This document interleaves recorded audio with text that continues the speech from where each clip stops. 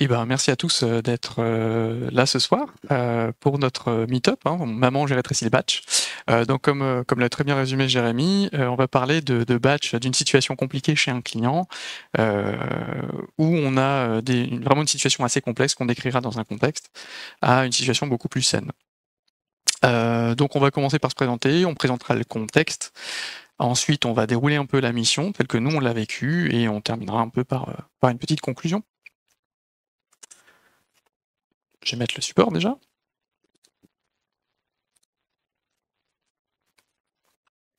Alors, qui sommes-nous? Olivier, tu veux peut-être prendre la parole? Vous m'entendez bien? C'est bon, mon micro fonctionne? Non, il Je fonctionne crois pas. pas. Si? Non? Vous m'entendez? Non. Si? Ok. C'est moi qui m'entends pas, excusez-moi, je suis un peu âgé. Donc je, Donc, je m'appelle Olivier Bonhomme.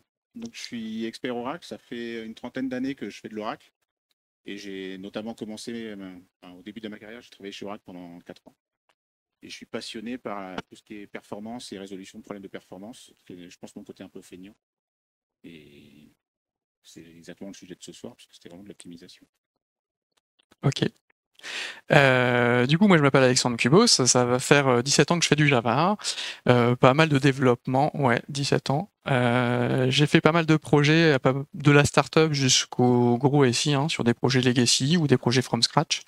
Et un peu comme Olivier, j'aime bien les situations un peu compliquées. Globalement, quand j'entends, je comprends plus trop ce qui se passe. J'aime bien intervenir sur ces sujets-là. Et je lâche pas le morceau. Voilà. Philippe, tu veux enchaîner? Tout à fait. Alors, Philippe Sellier, plutôt consultant expert Java. Moi, je travaille sur des missions d'optimisation, de gestion des techniques, de migration technique. Voilà. Et pareil, j'adore quand c'est compliqué et quand il faut résoudre des problèmes un peu complexes. Voilà. Le contexte, alors on est arrivé chez un client il y a 3 ans en fait, hein, en situation un petit peu compliquée où alors avant de commencer, qui parmi vous a déjà travaillé avec des batchs à main levée? Ok, donc pas mal de monde. Qui a déjà eu des problématiques de performance sur les batchs? Ok, donc ok, vous êtes au bon endroit. Très bien. Donc le contexte va certainement vous parler.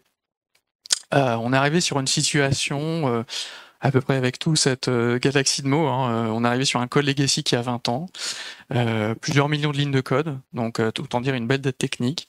On entend parler encore de servlets et de JSP, hein, qui sont les principales briques techniques utilisées. Une vingtaine d'environnements différents. Je demande un peu à quoi servent ces environnements. 400 batchs, voilà, 400 batchs, donc ça paraît énorme vu le nombre de personnes. On comprend pas bien comment on peut avoir 400 batchs. Des frameworks maison, évidemment, sinon ça serait pas drôle. Et il y a un gars qui s'est dit, je vais réinventer des OJB en Spring, ça serait une bonne idée. Donc ça, c'est aussi une belle pépite. Des monolithes un petit peu partout, qui dépendent tous globalement d'une brique centrale. Et puis, pour saupoudrer un peu tout ça, un contexte réglementaire et politique. Donc nous, on est arrivé dans ce contexte-là où on s'est dit, en fait, on va fuir, hein, qu'est-ce qu'on va faire? Et en fait, en creusant un petit peu, on s'est rendu compte que l'ensemble fonctionnait plutôt pas mal. C'était dans son jus, mais ça fonctionnait plutôt pas mal. Et ce qui leur manquait, c'était toute la brique technique. Ils avaient un peu perdu le savoir technique au fil des ans, et c'est un peu pour ça qu'ils faisaient appel à nous, et on est plutôt pas mal tombé. Donc nous, l'idée de ce meet-up, c'est on va vous parler de technique, bien évidemment, mais on va aussi vous expliquer de nous la démarche par laquelle on est passé, ce qu'on a rencontré, un peu le cheminement de pensée qu'on a eu, justement, et pourquoi on est resté 2 ans, justement, pour résoudre ces problèmes. Phase 1, éteindre le feu. Tu veux commencer, Philippe? Bah oui, très bien. Donc en fait, il y avait plusieurs problématiques sur les batchs, hein. Le client nous parle de batchs qui sont extrêmement lents, voire dépassent même le temps réglementaire. Des batchs volatiles, donc c'est-à-dire que le même batch en fonction de la période n'a pas le même temps d'exécution. Et puis même des batchs qui se lancent pas, c'est-à-dire quand on les lance, ils ne s'exécutent pas. Donc du coup, on s'est dit très bien, on va déjà faire un état des lieux. Donc on parlait de 400 batchs. On s'est dit on peut pas traiter 400 batchs d'un coup, donc on a commencé à faire un état des lieux avec le client. Donc, en discutant avec le client, on est passé de 400 batchs à environ 10 batchs, donc déjà critique. Donc, et puis en fait, on a posé un peu des questions. Il y avait des contraintes de cause réglementaires, volatilité, lenteur. Et puis ensuite, le client avait un peu peur parce que dans les mois qui suivaient, ils allaient avoir un nouveau client qui allait amener énormément de volumétrie. Donc déjà que les batchs existants ne tenaient pas la volumétrie existante. Donc ils se sont dit, il faut que par la suite, nos batchs puissent tenir de nouvelles volumétries sur le temps. Voilà. Et alors le client avait déjà une idée préconçue. Hein. Donc le problème vient pas du batch, hein, il vient du réseau, de la base de données, comme d'habitude. Et en creusant, en fait, on s'est dit ok, très bien. Alors c'est quoi comme type de batch? Alors d'après le client, ce sont des batchs qui font des traitements unitaires, donc c'est pas de l'ensembliste. L'exécuteur de batch, c'est un exécuteur maison qui a été développé maison sur des frameworks maison, donc qui utilise en fait d'ailleurs même des services métiers maison. Enfin, c'est normal, ceci dit. Et voilà, donc ça c'est le point de vue du client.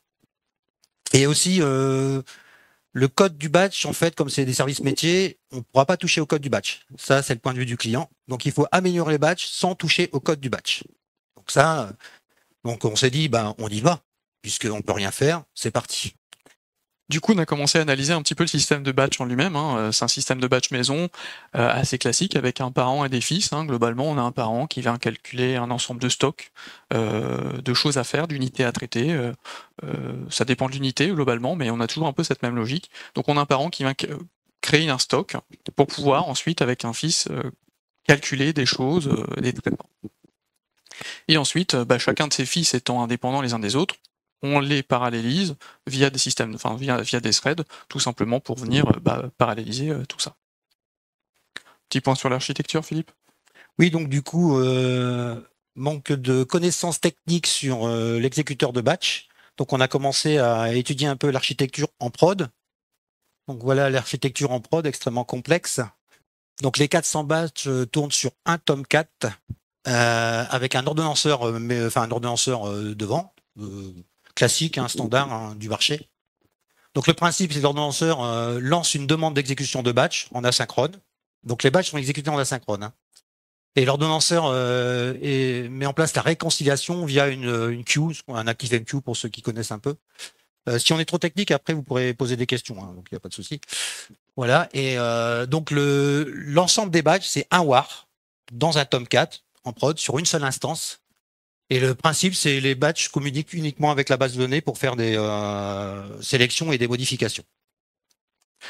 Du coup, en fait, sur ce Tomcat, on a des batchs qui s'exécutent, et chaque batch crée son propre système de thread. Donc ça veut dire que on a autant de threads, chaque batch a la capacité de créer autant de threads qu'il veut. Donc déjà, on commence à sentir des trucs un peu puants. Et en plus, on voit que, on parlait juste avant des fils ici, les parents, en fait, le système de parents, on se rend compte qu'ils ont un nombre de threads disponibles, il y a un pool de threads en fait assez limité, qui est à 5, et qui exécute en fait tous ces threads tous ces batchs en même temps. Donc on se dit là, il y a peut-être un souci, parce qu'il y a peut-être des contentions à certains moments du mois. Donc là, globalement, ce qu'on a constaté, c'est que quand on a les batchs qui se lancent, ils prennent un thread, hein, on a 2 batchs, on a 5 batchs, et puis on a 7 batchs, et puis on a 2 qui restent sur le côté en attendant qu'il y ait un thread qui se libère. Donc là, on vient chercher à identifier la contention. Philippe? Oui, alors du coup, on s'est dit pour identifier la contention et voir même les problèmes déjà de lenteur des batchs, on est allé voir la prod, parce qu'on était aux études, pour voir déjà si on avait des indicateurs. Donc côté prod, on avait du Grafana déjà, donc alors orienté juste l'instance Tomcat et VM. Et déjà, on s'est intéressé un peu sur la globalité des batchs, parce que les batchs étaient lents. Comme on sait qu'il y avait qu'une seule instance Tomcat, on s'est dit déjà, on va voir au niveau de l'instance Tomcat, en termes de CPU, mémoire, comment ça fonctionnait. Donc au niveau mémoire, l'instance Tomcat, nickel. Au niveau I/O aussi. Par contre, au niveau CPU, là, on a découvert des choses un peu intéressantes. C'est qu'on avait une explosion du load average. Donc, load average, je ne sais pas si vous connaissez. On verra après. Voilà, load average, c'est en fait, on a un ensemble de cœurs en fait sur une CPU. Je sais pas, par exemple, 10 cœurs sur une CPU. Donc, on a 10 unités d'exécution qui peuvent s'exécuter en parallèle. Si vous en mettez 15, vous en avez 5 entre temps qui attendent leur tour sur la CPU. Donc là, on avait un love algeoid à 20, ça veut dire qu'on avait en fait, grosso modo, des 20 threads qui attendaient leur temps d'exécution. Il y en avait 10 qui s'exécutaient parce qu'il y avait de la place sur la CPU et 10 autres qui attendaient leur tour. Donc pendant qu'on attend son tour, en fait, ça ralentit l'exécution des batchs. Parce que je rappelle, on a un Tomcat qui exécute tous les batchs. Hein. Et même les batchs sont eux-mêmes parallélisés. Du coup, on a eu une première piste, on se dit, on va peut-être essayer d'augmenter les CPU directement, donc la scalabilité, ce qu'on appelle verticale, le nombre de CPU sur la VM. Donc ça, c'est une idée qu'on a eue pour l'instant. Deuxième sujet, on entend aussi les batchs ne se lancent pas. Je comprends pas, je lance le batch, il se lance pas. On le voit pas apparaître, il s'exécute pas. Donc là, on se dit, en fait, on observe un petit peu le comportement du Tomcat sur Grafana. On regarde le nombre de threads, la quantité du pool au niveau des threads, et on se rend compte que il y a que 5 threads pour gérer le parallélisme, comme ce qu'on voyait. Donc, on se dit, donc là, je rappelle, on était dans cette situation. On se dit, on va peut-être rajouter en fait tout simplement un nombre de pools conséquent pour venir augmenter la prise en charge du nombre de batchs simultanés. Donc là, on se dit, c'est bien, mais une fois qu'on a identifié ça, très bien, on a des pistes, mais tester, c'est peut-être mieux. Donc on vient ici faire des tirs de performance. Et là, vous allez me dire, attendez, vous êtes en train de me dire que vous avez un load average à 20, il y a trop de batchs en même temps, et en plus, on fait x3 sur les CPU, et en plus, on augmente le nombre de threads par an. Ça commence à faire beaucoup. Oui, mais ce qu'il faut voir, c'est que on a aussi des batchs qui sont tout petits et qui n'ont pas forcément besoin de beaucoup de temps pour s'exécuter. Donc, en fait, on avait beau augmenter le nombre de CPU et augmenter le nombre de threads, on venait en fait tester tout ça sur un environnement pré-prod. Et en fait, on a estimé en fait que globalement la solution tenait.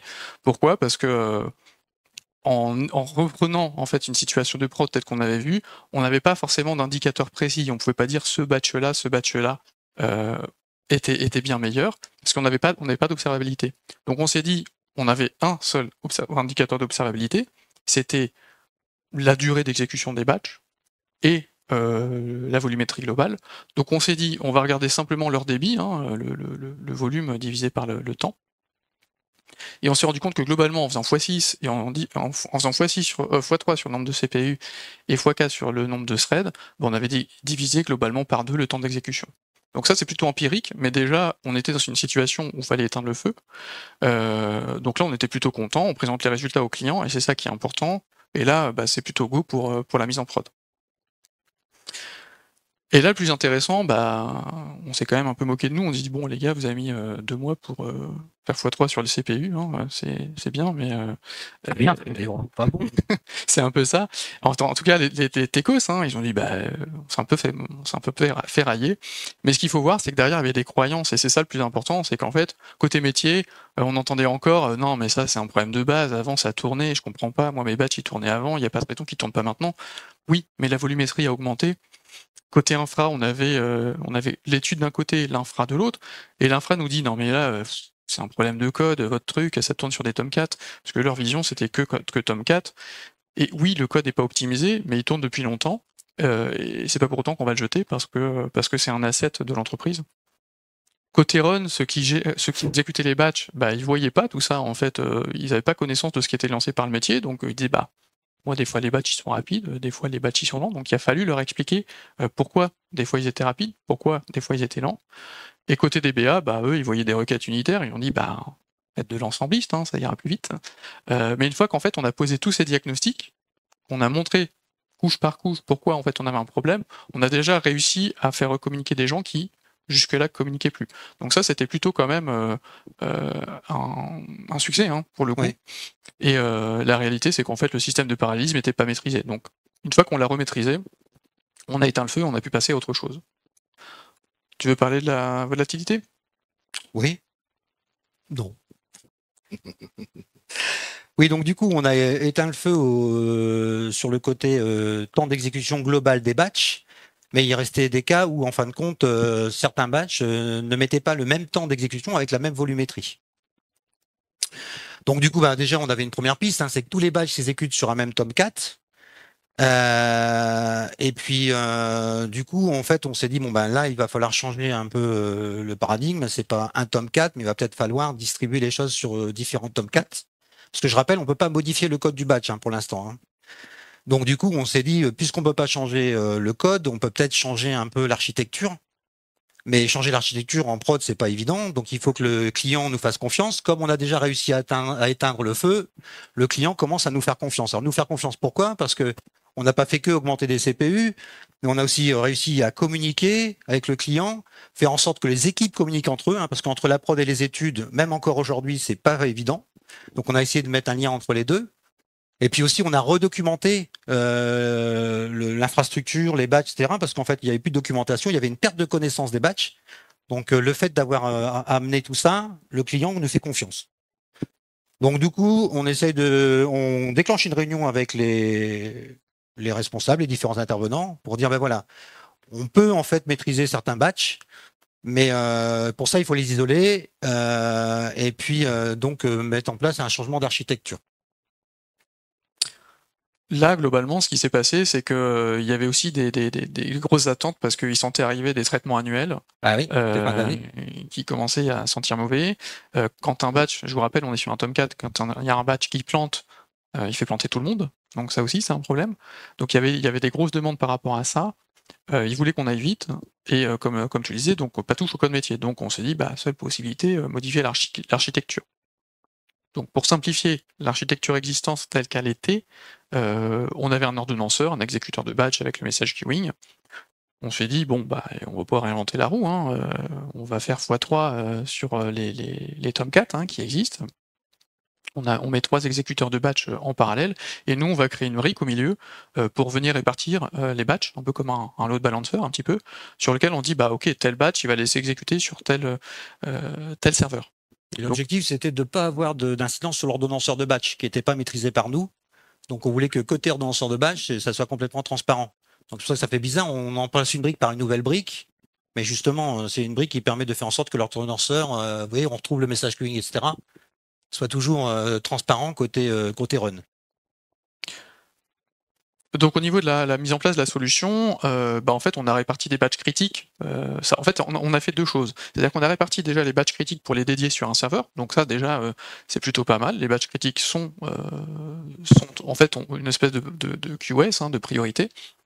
Et surtout, ça permet de venir tuner les batchs. C'est-à-dire qu'en fait, on peut leur donner toute la ressource nécessaire sur le serveur, puisqu'on a repris maîtrise sur le système de parallélisme, pour qu'ils viennent en fait utiliser au maximum le serveur. Donc on a pas mal tuné chaque batch pour qu'ils viennent utiliser les 6 CPU à chaque fois.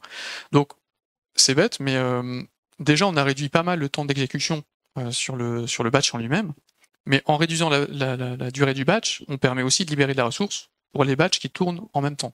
Donc ça, c'est plutôt un gros gain, et ça a permis, je pense, si je me rappelle bien, de diminuer par 2 aussi certains batchs hein, à ce moment-là. Donc problème de volatilité résolu. Phase 2, terminé. Premier bilan. Que je le fasse, bah, très bien. Ouais, t'es meilleur. Ouais. Du coup, côté client, reprise de confiance dans son système. Ça y est, il reprend la connaissance de l'exécution des batchs, du moteur, du framework, de l'architecture. Donc quand on dit client, c'est non seulement les responsables, l'infra, le run, mais aussi le côté responsable d'application, développeur, études. Oui, parce que ça se voyait en fait. En fait, à ce moment-là de l'histoire, les gens en fait venaient nous voir dès qu'ils avaient un problème. Donc c'était aussi que, bon, finalement, les gars qui étaient au fond du bureau, on savait pas trop ce qu'ils faisaient. Bah, ils devenaient légitimes en fait à répondre à des questions de performance ou des blocages qu'ils pouvaient avoir. Surtout quand la machine à café était en panne, on était très disponible. Voilà, le client est satisfait des résultats puisqu'on a réussi à éteindre le feu, on a réussi à gérer le problème de volatilité. Et puis du coup, on a beaucoup travaillé sur la communication et donc le client a l'air satisfait de votre démarche. Hein. Alors de notre côté, évidemment, on a les chevilles qui enflent, hein, parce que même on rougit. Nous aussi, on a pris la maîtrise des badges d'ailleurs. Et puis on ose remettre en question un peu l'existant, puisqu'on a déjà commencé à mettre en question l'architecture. On se dit peut-être que les badges, on pourrait peut-être y toucher quand même. Donc on a des pistes d'amélioration qu'on souhaiterait soumettre aux clients. Donc du coup, pour ça, on décide, entre nous, de se dire, ce serait bien de faire un POC, parce qu'on se dit, il y a encore moyen d'améliorer les batchs. Et là, en touchant au code du batch, parce que depuis le début, le client nous dit, on peut pas toucher au code du batch. Alors nous, évidemment, quand on nous dit ça, on n'y croit pas. Et donc on se dit, il faudrait qu'on trouve un batch critique pour voir un peu si on peut améliorer le code sans toucher au code métier, proposer un POC, donc très rapide, hein, 1 semaine pas plus, et montrer qu'on peut modifier le code sans modifier le fonctionnement du batch, donc le côté métier. Et puis toujours dans le but de réduire encore le temps d'exécution du batch, sachant qu'on ne sait pas si on va y arriver puisqu'on n'a pas encore vu le code des batchs. Donc il se peut qu'on ne puisse pas les modifier, mais au moins, en tout cas, on va essayer. Donc on se dit, on va proposer ça aux clients. Oui, puis globalement, à ce moment-là aussi, on a vu qu'on ne pouvait pas améliorer ni l'archi, ni globalement faire de la scalabilité verticale. Hein. On voit qu'on arrivait un peu aux limites. Donc là, on se dit, il faut qu'on mette les mains dedans pour rechercher sur un batch. Regarder en fait ce qui se passe sur un batch. Donc là, phase 3, le POC. Et là, on refait un petit état des lieux avec les managers. Hein. Il vient d'accepter le POC. On identifie avec les métiers un batch qui est sensible. Là, on a complètement accès au code source et on a tous les outils qui nous sont nécessaires. Donc là, on vient regarder le code source, déjà à froid, hein, regarder ce qu'il fait un peu. Oui. Ça pique, hein, faut être honnête. Côté batch, on vient faire un profiling avec un outil comme JProfiler ou même côté, JProfiler, en fait, on regarde pas mal comment parce que le code source nous donne un côté statique, mais ne donne pas la volumétrie, etc. Donc le profiling nous permettra d'avoir le côté dynamique du batch. On sait plus par où il passe à cause des EJB, en fait. Hein. EJB maison. Et en fait, là, c'est là où Olivier en fait rentre en jeu parce qu'il nous a beaucoup aidé. On s'est dit, côté applicatif, c'est bien, on voit ce qui se passe, mais on a du mal à voir ce qui se passe côté base de données, et on vient croiser en fait toutes ces données avec lui. Donc là, comment ça fonctionne? Tu veux peut-être en parler, Philippe? Oui, donc du coup, en regardant le code du batch, donc statique et puis via le JProfiler, donc on s'aperçoit en fait que le batch est divisé en 2 parties, ou ce qu'ils appellent le parent, qui lui va permettre de calculer en fait un stock d'éléments, d'items sur lequel en fait on va effectuer des opérations unitaires. Donc sous forme de pagination, donc ça par contre c'est très bien, puisqu'en fait au lieu de récupérer 2 millions d'items en mémoire et éventuellement d'avoir un out of memory, on se dit on fait par lot. Donc via le JProfiler, on a vu qu'on avait des lots de 5000 items. Donc on a une première partie qui est on va faire des stocks, voilà. Et pour chaque item du stock, on va instancier un fils et le fils va s'occuper d'un item donc qui est en fait un traitement, hein, qui est de la sélection, des requêtes en base, de la modification, de l'ajout, de l'insertion. Et en fait, on s'aperçoit que le côté stock et pagination, le parent en fait exécute tout le temps la même requête qui va en fait normalement côté base calculer les 2 millions d'items, mais à chaque fois paginer pour nous renvoyer 5000 items par 5000 items. Donc c'est tout le temps la même requête qui est exécutée. Cette requête prend à peu près 2 minutes et en fait elle est exécutée 400 fois, puisque 5000, hein, bon là, bref. Et la durée totale du batch fait 19 heures. Et il y a une bonne partie qui est utilisée uniquement dans le calcul de ce fameux stock. Et on se dit, tiens, il y a peut-être moyen d'améliorer. C'est justement grâce au profiling côté base hein, qu'on a pu voir ça. Et du coup, Olivier se dit, tiens, c'est un petit peu bête ce que vous faites, si on faisait autrement. Oui, excusez-moi, je plane. Mais oui, parce qu'en fait, il faut bien voir, ça paraît un peu idiot de le dire à ce moment-là de la présentation, mais l'important, c'est le monitoring. En fait, c'est-à-dire que le client ne regardait pas, et donc forcément, ne regardant pas, il ne voyait pas comment fonctionnait son batch. Et donc, il n'avait pas conscience de ces choses-là qui paraissent évidentes quand c'est toujours facile de le faire après coup. Mais donc, la requête en question dont on parle, là, c'est un exemple de requête qui n'est pas la requête initiale, bien entendu. Mais le but, c'est vraiment, on a une requête qui va ramener effectivement le stock complet à traiter à un instant T. Et on va juste paginer en disant qu'on va prendre un numéro selon une clé de tri, quelle qu'elle soit. Là, typiquement pas des numéros de contrat. Et on va prendre entre 1 et 5000, puis entre 5001 et 10 000, etc., etc. Et donc, cette requête-là prenait effectivement 2 minutes à chaque fois. Et donc, l'idée, elle est simple. La solution, plutôt que de faire 400 fois la même chose, on va essayer de le faire qu'une seule fois. Ça me paraît évident. Et donc, c'est ce que nous avons fait. Nous avons mis en place donc, ce qu'on appelle une table de précalcul. C'est-à-dire qu'on va juste précalculer donc, le stock une fois pour toutes. C'est d'autant plus important que c'est toujours mieux quand un batch tourne avec un stock qui est constant. Parce que là, tel que était le batch avant, si jamais il y avait eu des modifications des contrats, ils auraient été repris dans le stock alors qu'ils n'auraient pas dû initialement l'être. Mais bon, ça, c'est un autre problème. Mais donc, on crée une table de précalcul. Là, on va pouvoir utiliser le moteur de base de données à bon escient, avec du parallélisme, etc., pour calculer. Donc, on va instancier dans une table la totalité du stock. avec la pagination qui sera marquée par un numéro. Et après, on a juste à remapper la requête du batch qui initialement calculait avec la pagination pour sortir les 5000. Ben, on va lui demander d'aller taper sur cette table-là et d'aller sortir 5000 par 5000. Donc l'avantage, je ne sais plus, je crois qu'on ne l'a pas encore précisé, mais il y a un dictionnaire de requêtes dans le framework maison, ce qui permet du coup, par nommage, puisque les requêtes sont nommées, donc là on va dire que c'est la requête parent numéro 1, et on est capable de prendre la table du DICO qui contient la requête, de la remapper avec la nouvelle requête qui est marquée dans l'onglet 2 là, et donc quasiment automatiquement, une fois qu'on a demandé à recharger le dictionnaire, automatiquement le batch la prend en question. Donc globalement, ce qu'on avait initialement avec un calcul de stock, bah, ça devient un calcul de stock, ça devient une insertion. Donc vous voyez que la boucle ici, en fait, elle descend. Hein. On prend plus encore le calcul du stock au début de notre boucle. Donc là, on prend 5 minutes dans la vue, hein, à chaque fois qu'on exécute le batch. Par contre, les requêtes qui avant duraient 2 minutes, maintenant elles durent plus que 10 millisecondes pour la pagination. Donc là, on est quand même passé de 19h à 6h. Donc c'est quand même un gain non négligeable. Ça paraît bête dit comme ça, une fois qu'on a la solution, mais en fait, je pense qu'il y a encore plein de batchs dans les entreprises qui tournent comme ça. On a aussi, c'est Olivier qui a vu qu'en fait on exécutait encore une fois pas mal de fois une même requête. Cette fois-ci on défend au niveau du fils, donc on se dit bah ça serait peut-être bien au niveau du fils. On voit qu'ils mettent 100 millisecondes, ce qui est pas énorme en soi, mais multiplié par 2 millions, ça commence à faire du temps. Donc à ce moment-là d'histoire, on regarde un petit peu dans le fils et on se rend compte qu'il y a une requête qui est assez coûteuse, qui fait à peu près 30 millisecondes sur les 100, c'est quand même 30%. Et là, un peu même topo en fait. Hein. On vient isoler une requête pour faire du précalcul. Tout à fait.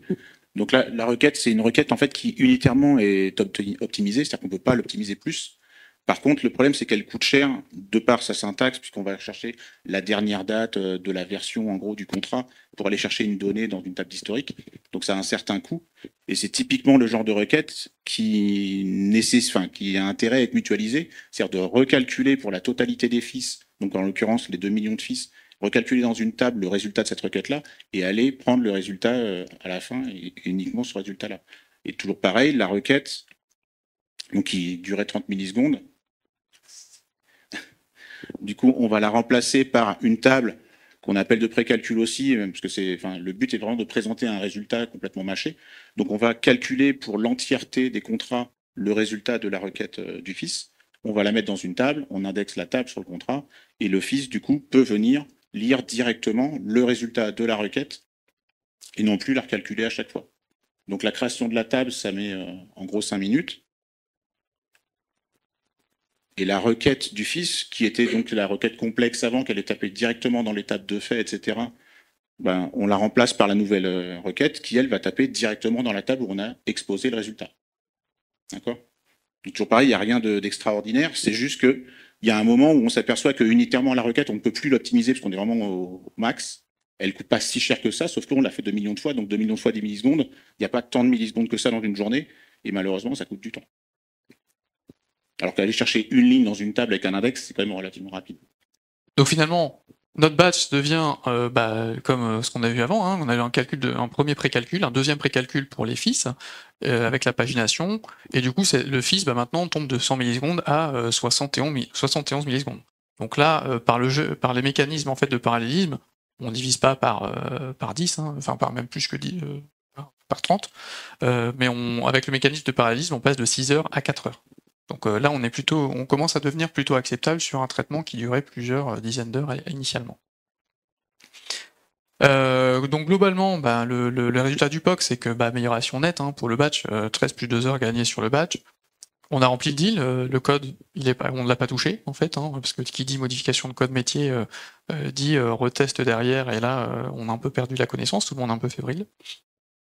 Dans notre malheur, c'est qu'en fait tous les batchs se ressemblent. Donc vu qu'on voit que ce batch-là fonctionne de cette façon-là, on se dit il y a moyen de répliquer ce mécanisme sur les autres batchs aussi, hein, en faisant des tables de précalcul un petit peu partout. Et surtout, ce qui est important, c'est que nous, on fait du build. C'est-à-dire qu'on vient, tout ça, on l'a poké, on l'a prouvé, on a mis en place des choses, mais c'est pas nous qui faisons. On vient expliquer aux équipes produits comment elles doivent le mettre en place pour reprendre aussi, elles aussi, la maîtrise en fait sur leur outil de parallélisme. Donc nous, on se met en support, c'est un quick win qu'on a fait avec eux, on se met en support pour les aider à le mettre en place, on rédige un guide pour qu'ils le fassent aussi sur les autres batchs, et c'est ce qui s'est passé d'ailleurs par la suite.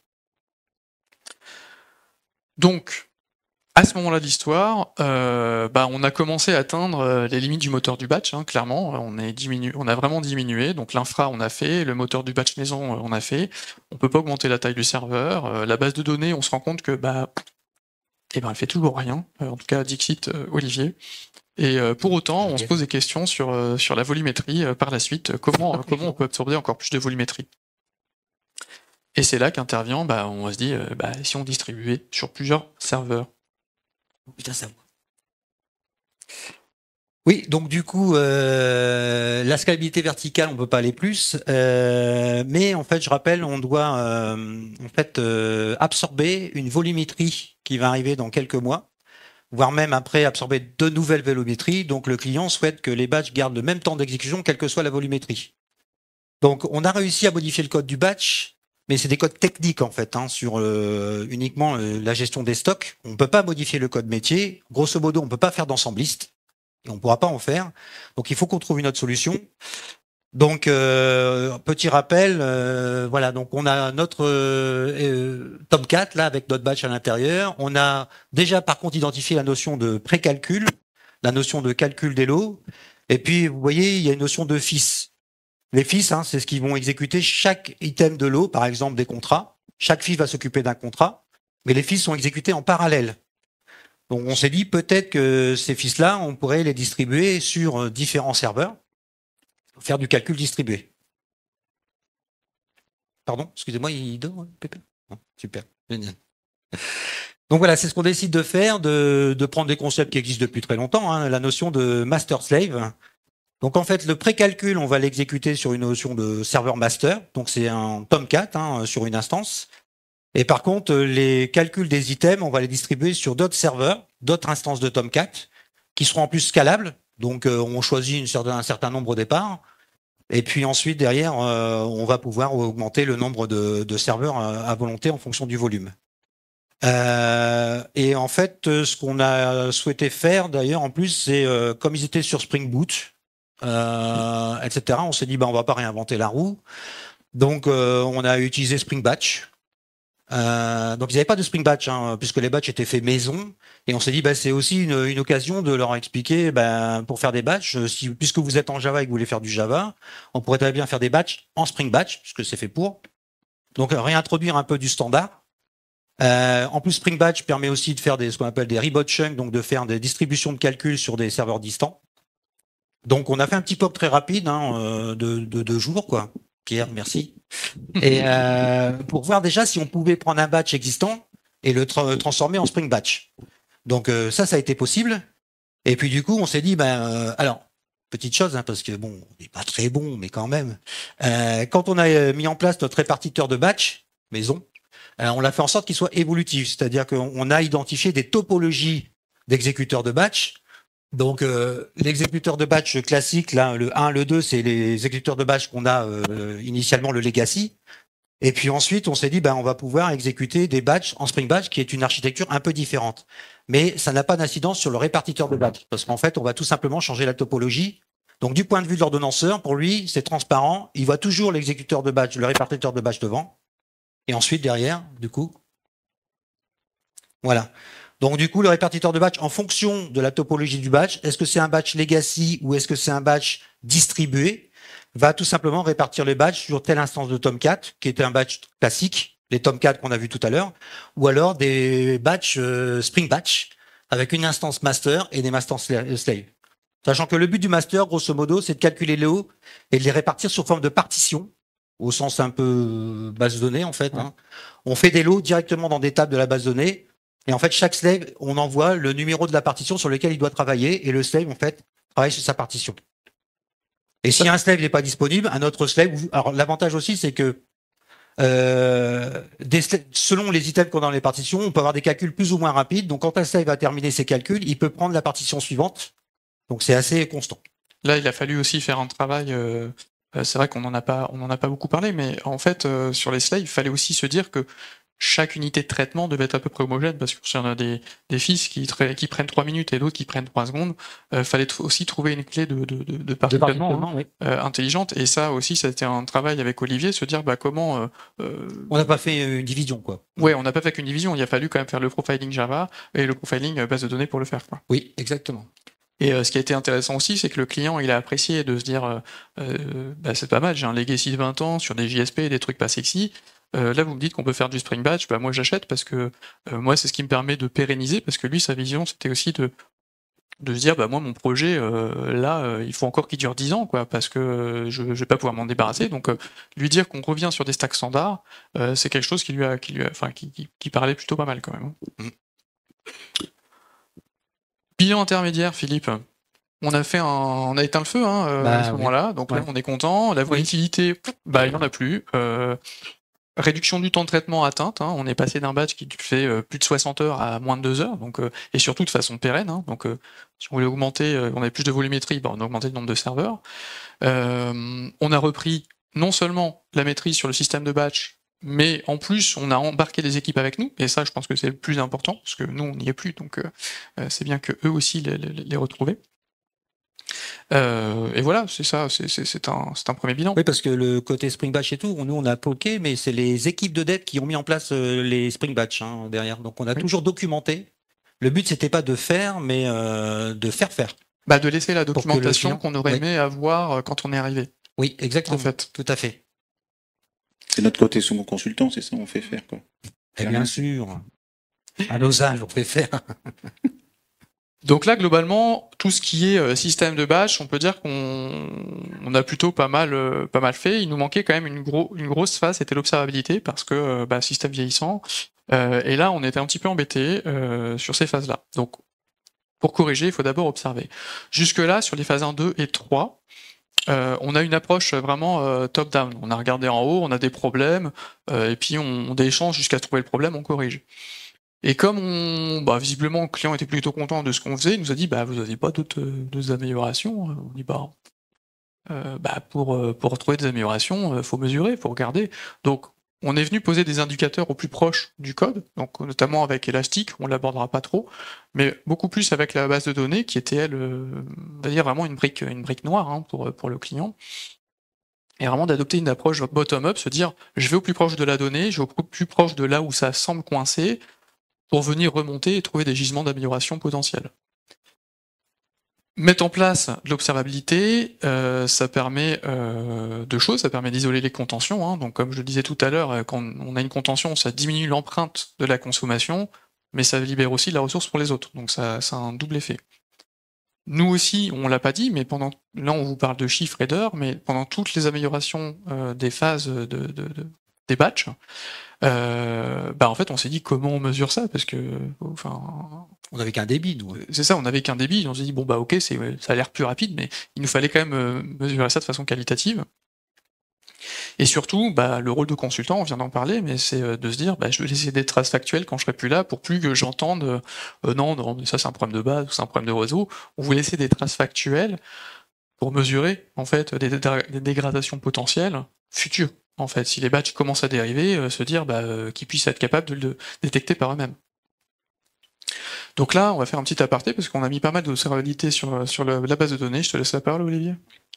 Oui, parce qu'il faut bien se rendre compte que c'est une base de données. Donc une base de données, j'imagine que vous savez tout ce que c'est, mais c'est comme dans une application comme ça, c'est un maelstrom de requêtes qui sont exécutées sur la base. Le problème, c'est de savoir qui fait quoi, et est-ce que c'est à bon escient ou pas, est-ce que c'est bien fait ou pas. Parce qu'une base de données, je fais un rappel, parce que je sais que vous êtes tous des javaïstes purs et durs, mais la base de données, il ne faut pas oublier que c'est ni plus ni moins qu'un serveur qui est là avec des ressources CPU, RAM et I/O, et qui sont là pour tout le monde, si je puis dire, mais il faut que chaque consommation d'un client soit justifiée, parce que si je surconsomme, forcément, c'est au détriment des autres. C'est vrai pour tout serveur, mais pour la base de données en particulier, c'est vraiment extrêmement vrai. Et donc, c'est primordial surtout d'identifier toute requête SQL qui serait ce que j'appellerais une scorie, c'est-à-dire qui va consommer plus que nécessaire. D'accord ? Donc, ce qu'on appellerait une requête mal optimisée, ou un traitement, comme on l'a cité tout à l'heure, qui serait mal optimisé ou mal conçu. Donc, pour ça, il faut qu'on comprenne les usages de la base. C'est-à-dire qui fait quoi. Donc, dans notre contexte, c'était un serveur de base de données où il y avait 5 bases dessus, 5 bases mutualisées. Et donc, le but premier pour l'observabilité, c'était de savoir qui consomme quoi et à quel titre. Donc, les batchs, l'IHM, les web services, l'ETL, parce qu'il y avait aussi de l'ETL dans le lot. Et donc, pour ça, on a mis en place au niveau Oracle les services. Donc, c'est un package Oracle qui permet de déclarer des services. Et l'intérêt, c'est que vous allez taguer les sessions avec ce service. Donc, le service, vous l'utilisez, enfin, si vous connectez à des bases d'Oracle, vous l'utilisez déjà. C'est le petit service name que vous mettez à la fin de l'URL JDBC. Et par défaut, généralement, c'est un service name qui va être le nom de l'instance, mais vous pouvez créer autant de services que vous voulez sur une base. L'intérêt étant, c'est que quand vous vous y connectez, vous allez taguer toutes vos statistiques accrochées à ce service-là. Donc, c'est ce qu'on a mis en place. Et ça nous a permis, du coup, d'avoir, au niveau de l'activité de chaque session, le service au titre duquel elle s'exécutait, et donc tant pour les requêtes SQL que les statistiques associées à la session, et aux requêtes SQL en elles-mêmes. Et donc, pour ça, il y a juste à configurer les listeners et à déclarer les services, et à synchroniser les environnements, parce que forcément, il n'y a pas qu'un seul serveur, il y en a plusieurs. C'est quand même un environnement un peu professionnel, donc il faut synchroniser tous les environnements, mais bon, ça c'est que de la conf. Et donc, suite à la mise en place de cette observabilité minimale, ça nous a permis déjà d'avoir un rapport d'étonnement sur qui fait quoi, et on s'est aperçu que les batchs n'étaient pas les gros consommateurs de la base de données, ça n'était, si je puis dire, que 40% de l'usage des bases de données. Il y en avait 30% qui étaient sur les ETL. On distingue les batchs des ETL, même si les ETL, c'est du batch, parce que c'est pas la même technologie, et du coup, c'était pas du tout dans notre giron. C'était pas les mêmes services, hein. C'est important de se dire, ah tiens, finalement... Pas les mêmes équipes, pas les mêmes technos, pas la même façon de voir les choses, enfin bref. Tout à fait. Politiquement un peu complexe. Et le reste, donc les 30% restants, c'était en gros l'IHM et les web services. Et les utilisateurs qui se connectent directement en prod. Donc là, c'est aussi des scories, ce que j'appelle les BDD criniens, c'est vraiment les perturbateurs, quoi. Ceux qui ne devraient pas être là, mais c'est synonyme d'un run qui a des soucis, c'est que généralement, en fait, il y a énormément de monde connecté sur la prod. Moi, je me rappelle d'un moment où on nous est venu nous voir en urgence sur un batch qui plante, enfin, je sais pas, qui était vraiment trop long. Et en fait, il y a quelqu'un qui avait lancé un delete sur une table gigantesque. Et en fait, bah, justement, grâce à cet outil-là, on a pu le détecter, en fait. Et avant, on aurait dit, bah, comment on fait? Alors, on demande aux DBA, mais les DBA, ils ont une vue très opérationnelle. Donc, ils disent, bah oui, il y a une requête qui se consomme, mais moi, je sais pas. Sauf que nous, en fait, on avait repris cette maîtrise grâce à cet outil-là. On s'est dit, bah alors, ça paraît bizarre, il y a une requête qui dure depuis des heures, voire des jours, qui fait de la suppression. Donc, vraiment, l'outil a été nécessaire. On a killé cette requête-là et on est reparti sur la vitesse des batchs nominales. Parce que bien entendu, comme dans toute société, les prods et études se parlent, mais plutôt au café ou devant une bière, mais rarement dans le travail. Donc il y avait un petit problème politique à ce niveau-là, qui n'existe plus. Et donc ça nous a permis de recentrer donc, le débat sur l'usage et de se concentrer uniquement sur les problématiques des batchs pour nous, mais pour bien montrer que le problème n'était pas que sur les batchs, il y avait aussi d'autres problèmes et qu'il fallait effectivement potentiellement les traiter à part. Donc, comme disait Alexandre, c'est là où on a fait du coup, après du top-bottom, on avait fait le bottom-up. Et donc on a dit, OK, on va regarder absolument tout et essayer de classer un peu à quel usage c'est associé pour essayer de traiter la problématique. Donc pour ça, on a mis en place des stats au niveau SQL. Donc si vous connaissez un petit peu l'environnement Oracle au niveau base de données, il y a des rapports par défaut, enfin des stats qui sont prises par défaut, qui permettent de générer des rapports AWR, qui sont assez synthétiques, mais qui permettent effectivement d'énumérer un certain nombre de statistiques au niveau Oracle, et notamment un top N des requêtes SQL qui consomment, par différents critères, que ce soit le temps elapsed, les IO, etc. Le problème, c'est que ça, c'est pas identifié par service. Par défaut, il n'y a pas du tout ça. Et surtout, en termes de nombre de statistiques qu'on a par requête, en fait, c'est assez faible. C'est assez léger. Donc, on a mis en place une historisation des stats par requête SQL, par service, au niveau des bases de données. Donc, on l'a mis en place sur les 5 bases en question.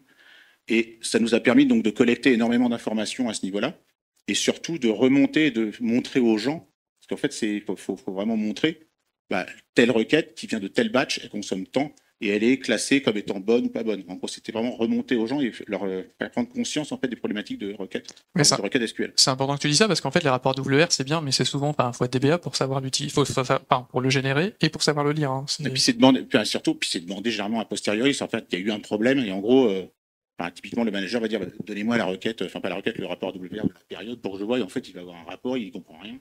Et il va dire super, j'ai un rapport, qui sait le lire? Personne. Et quand bien même, il n'y aura pas l'information, parce que vous avez toute l'activité de la prod qui est synthétisée dans un rapport, on voit rien, quoi. Vous êtes en train de regarder une rayure alors que vous avez un zoom avec, vous voyez que dalle, quoi. Mais bon, c'est ainsi. Et donc, le but était vraiment d'être capable de montrer aux gens et de leur faire prendre conscience, et surtout ça, et de les faire monter en compétences. Parce que c'est souvent une compétence qui est assez faible, en fait, dans les équipes de dev.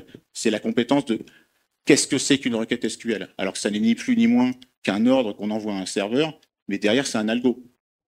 Donc, il faut être capable de juger de la qualité de l'algorithme. Et l'algorithme sur une requête SQL, il se calcule notamment sur un ratio qui est quelle est la donnée que je produis, c'est-à-dire que je récupère ou que j'insère en base, mais en gros, quelle est la donnée que je produis par rapport au coût en ressources correspondant. Et ça va être vraiment avoir des ABAC qui dépendent de la base, de l'appli, du contexte, est-ce que je suis dans un batch, un TP, etc. Mais c'est prendre conscience de ce genre de choses. Et donc, voir toutes ces requêtes-là, ça nous a permis d'avoir des nouveaux chantiers d'amélioration. Donc, les optimisations classiques de requêtes, il y a toujours une requête où on a oublié de mettre un index sur une table parce que c'est nouveau et ben on a oublié, quoi, ça arrive. Même en prod, parce que tant qu'on ne regarde pas, on ne voit pas. Et le nombre de devs qui regardent les plans d'exécution en dev, à mon avis, c'est proche de 0. Enfin, personne ne regarde. C'est malheureux, mais c'est ainsi. Et après, c'est toutes les adaptations du modèle de données. Typiquement, vous créez une application, vous estimez qu'au départ, vous allez avoir, j'en sais rien, 100 000 lignes dans une table, à la fin, il y en a 20 millions. Bah, votre plan d'indexation, il est plus tellement adapté. Ou la finesse du produit que vous stockez dedans, c'est plus exactement la même. Il y a une adaptation et une évolution du modèle d'indexation à faire. Après, on a eu des problèmes liés au framework maison, parce qu'il y a comme il y a un dictionnaire de requêtes, il y a un framework qui exploite ce dictionnaire de requêtes. Et ce framework permettait notamment d'avoir des gestions de requêtes multicritères. Typiquement, je ne sais pas, un formulaire avec 18 nom, prénom, date de naissance, numéro de contrat. Et selon la présence ou non du critère, en fait, il va générer, enfin, à ce moment-là, il générait des critères qui étaient un peu sales au niveau optimisation. C'était valeur is nulle, or colonne égale la valeur en question. Et ça, le problème, c'est que pour un moteur de base de données, vous ne pouvez pas générer 50 plans d'exécution pour la même requête, vous n'en générez qu'un seul. Or, vous ne pouvez pas en avoir un qui soit capable de passer soit par l'index sur le nom, soit par le prénom, soit par le numéro de contrat ou que sais-je. Donc, généralement, en fait, la base de données, ce qu'elle va faire, elle va générer un full scan sur la table. Et alors, sur ce dictionnaire de requêtes, on pourrait se dire que bon, bah, c'est pas terrible, mais en fait, il avait aussi des contraintes, en fait, le client à ce moment-là, hein, parce que c'était plus facile à l'époque de relivrer du code SQL, parce qu'en réalité, c'était des applications, en fait, hein, les requêtes SQL, hein, vous pouvez être bien conscient de ça, donc il préférait faire un formulaire en requête SQL, parce que c'était plus facile à relivrer que de relivrer une application, parce qu'on passait pas par les mêmes process. Donc du coup, ça finit par faire des requêtes énormes avec 18 champs, et effectivement, les plans d'exécution, je crois enfin, les requêtes, on a diminué le temps d'exécution par 96%, il me semble. Ouais, en fait, c'est le gain de un full scan ratio accédé par un index pour choper la ligne. Donc forcément, c'est des gains qui sont monstrueux, mais c'est surtout le problème, c'est que ça n'est, comment dire, c'est une souplesse qu'offrait effectivement ce moteur de requête. C'était super. Enfin, là-dessus, il n'y a rien à voir. Mais c'est la façon vraiment d'implémenter la requête multicritère. C'est un problème assez typique sur les bases de données, puisque c'est souvent qu'on a le formulaire de recherche, qui est généralement le premier écran de l'appli. Et c'est la façon dont on l'implémente. Tout le monde va faire une recherche.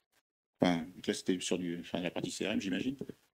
Il y a soit le client il est avec son numéro de contrat, ce qui à mon avis est rare, soit c'est le nom et le prénom, et on essaie de le rechercher. Et malheureusement, on tombe sur cette requête-là. Alors, elle ne dure pas super longtemps, elle va durer 4 secondes, sauf que pendant 4 secondes, vous allez bouffer des ressources sur la base, alors qu'elle devrait mettre 1 milliseconde. Quoi. Donc on est passé d'une requête statique multicritère à une requête dynamique dont les critères étaient ajoutés aux fonctions des valeurs des critères qui étaient valorisés. Mais sur ce que là, on avait une bonne idée. Ouais. Pour une fois. C'est un matin. C'est ça. À jeun. Et donc toujours pareil, le but c'est de faire monter en compétence les équipes de dev. Donc c'était, pour nous, c'était vraiment essentiel, c'est de leur montrer. Alors après, c'est plus ou moins difficile et on ne devient pas expert dans tel ou tel domaine. Moi-même, j'ai fait du Java, quoi, mais je suis nul. Ici, non, je suis pas bon. Mais par contre, le but à chaque fois, c'était de faire l'amélioration par les équipes produits. C'est-à-dire qu'elles prennent conscience de la chose et qu'on les accompagne pour leur faire faire. Parce que le but, c'est qu'on savait que de toute façon, et d'ailleurs c'est le cas, au bout d'un moment, on serait plus là. Parce que c'est quand même l'objectif. Et si elles ne regardent pas, en fait, ça devient leur faute, parce que du coup, les indicateurs sont là, en fait, pour les aider. Donc, ils peuvent plus. Là où avant, c'était compliqué, c'est vrai. Là, on se dit, non, vous avez un indicateur, donc il faut regarder. Et d'ailleurs, on l'a pas précisé là, mais mensuellement, il y a un rapport du code SQL, comment tu Oui. l'appelais, le rapport SQL. Oui, le rapport SQL, fameux rapport. Sur les noms des rapports, mais qui permettait du coup de remonter toutes les problématiques par service, donc batch, ETL et autres, et de montrer l'amélioration ou pas d'un mois à l'autre.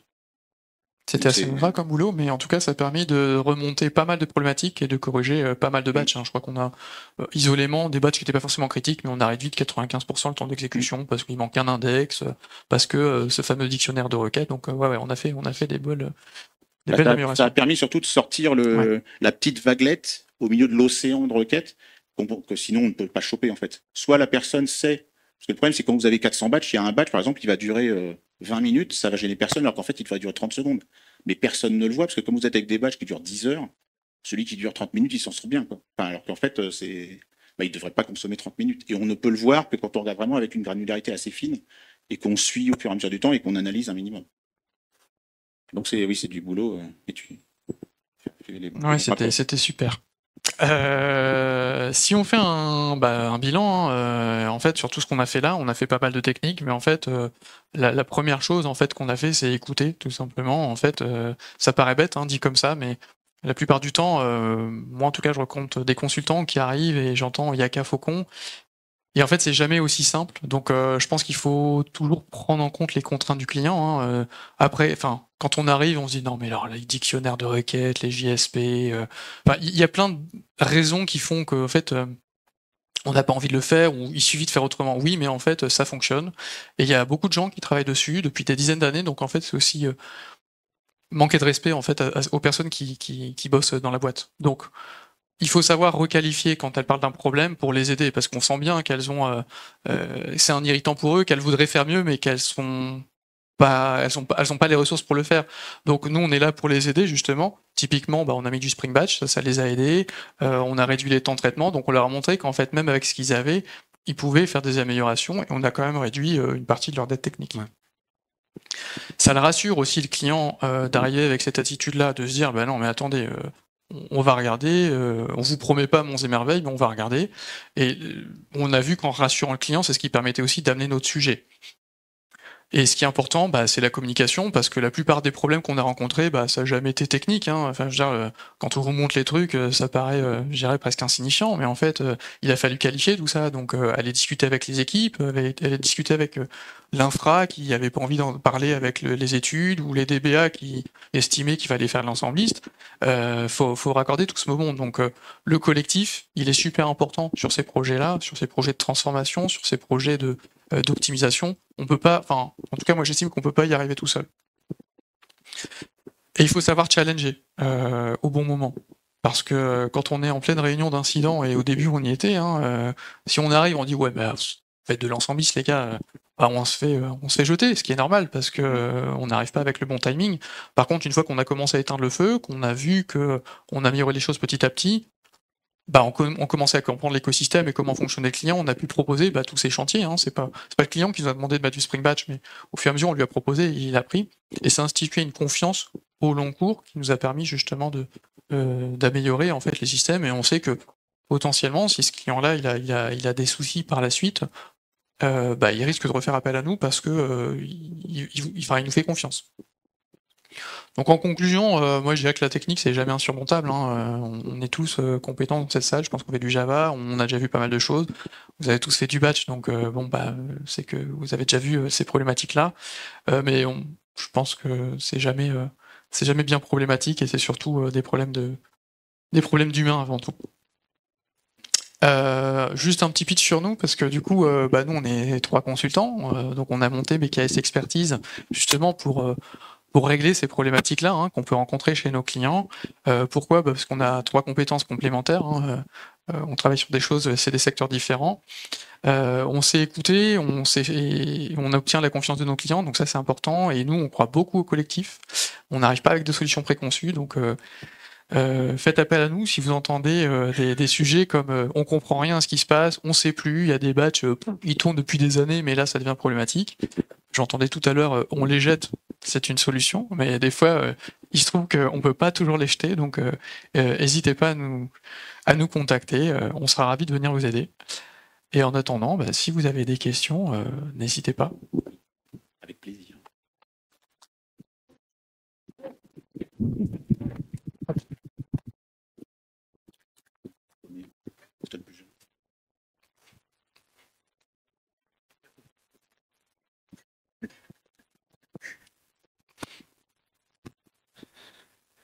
Merci, c'était super intéressant.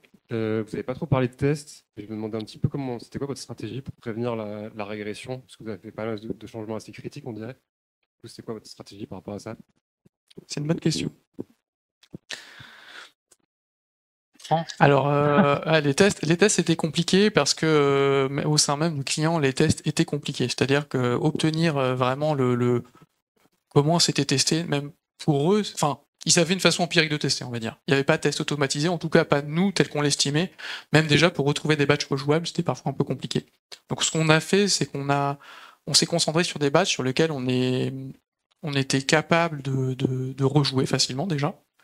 Et on faisait des réunions de concertation avec le client en disant, mais en fait, comment moi je vérifie que ça fonctionne encore? Donc c'est lui qui nous donnait un jeu de données, un jeu de test à faire, enfin, à vérifier.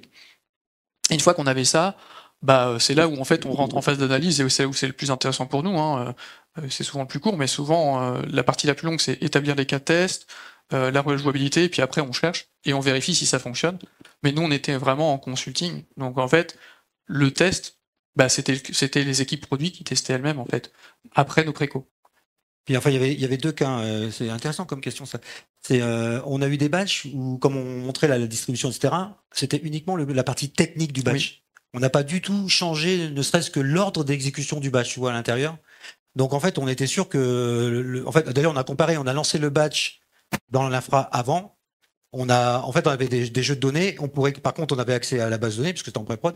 On comparait en fait le jeu de données qui était généré à la fin avec la nouvelle architecture et on comparait qu'on avait les mêmes résultats. C'était pour l'instant. Parce qu'en fait, on savait que de toute façon, fonctionnellement, on ne changeait rien.